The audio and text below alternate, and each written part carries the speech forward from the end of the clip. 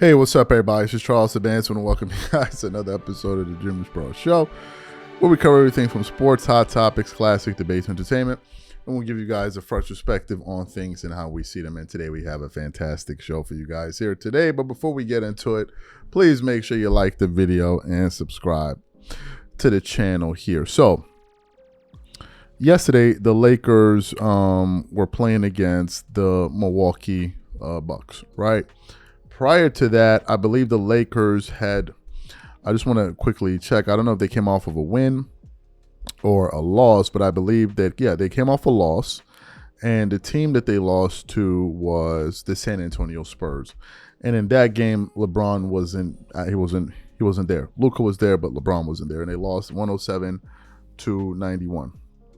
So the next game, given the fact that LeBron was going to be available, Luka was going to be available, one would have thought that this would be they would come out here and play with a level of urgency, knowing that they needed to get this game. And when you look at the Milwaukee Bucks, who have been a disappointment this season, there have been kind of trade rumors surrounding them, who are a team that's currently in the 11th spot in the Eastern Conference without a winning record. One thought that maybe the Lakers would be able to take care of business at home. So I tuned in to watch the game, to be frank with you, and I watched all the way to the first half, but I was extremely tired.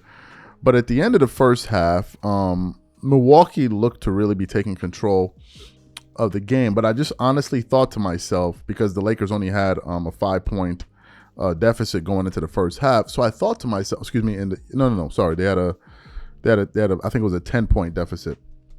Yes, a 9-point deficit. So going into the first half, I thought that into the second half, I thought the Lakers were going to be able to bounce back, right? They were going to go halftime, make some halftime adjustments, come back, and ultimately win the game. But when I woke up, I saw that it ended up being a very close game down to the wire. And the game was essentially decided by 2 or 3 plays. LeBron tried to go up for a layup, and Giannis Antetokounmpo showed on the screen. And of course, in typical Giannis fashion, he was still able to recover, get to the cup, pin LeBron's shot, I believe, off the glass. He did that, and then Luka fouled. What's his guy's name? Kevin Porter Jr. for the 3-pointer. Then he made 2 out of the 3 free throws.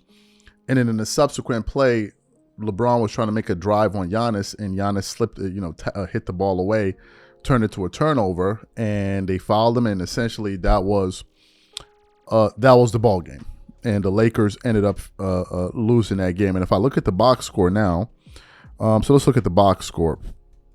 Giannis didn't really have a big game. He finished with 22.6 rebounds, 5 assists. Kevin Porter Jr. did. He had 22.6 assists, 5 rebounds. You had Ryan Hollins chip in with 10 points. Bobby Portis, of course, 11 points. And Kyle Kuzma had 13 points, and A.J. Green had 11. And then on the Lakers side, LeBron had 26, 10, and 9, and 3 steals. So he played well. Actually, if you look at the box plus minus, he was the only player in the starting lineup with a positive box plus minus. Of course, Jake LaRavia had 13 points. Marcus Smart had 9 points. DeAndre Ayton. What did I tell y'all about DeAndre Ayton? What did I tell y'all about this guy? This guy's a disgrace, bro. He's a disgrace. He finished the game in 23 minutes with 4 points and 5 rebounds. The tallest player on the floor for the Lakers got out-rebounded by another forward in this case, or by one of their forwards, and Luka Doncic, who we're going to get to. So Luka finished the game with 24 points, 9 assists, 9 rebounds. But here's the crazy part about Luka's stat line.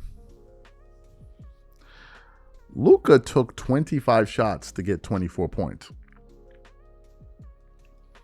His box plus minus was 14. 14. Do you know the reason why he took so many shots?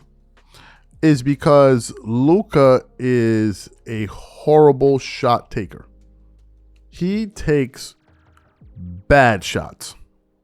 Sometimes they go in, other times they don't go in. And if you look at Luka's playing style, Luka, his whole playing style is predicated on drawing fouls. He's rarely trying to finish a play, if that makes any sense. There's some players that make plays when they attack, whether it's the rim or on the jump shot, whatever they decide to do. They're always looking to finish the play, not Luka. Luka's always looking to draw the foul and not really finish the shot. If he can, great. He's like a foul. He hunts fouls, and he takes all kind of crazy shots. His 3-point shots I think, are stupid. He takes these long distance threes that to me are just showboating threes and absolutely unnecessary. What's the difference with shooting a three with your foot right at the 3-point line and shooting it 5-10 feet away from, like, what isn't it worth the same amount of points?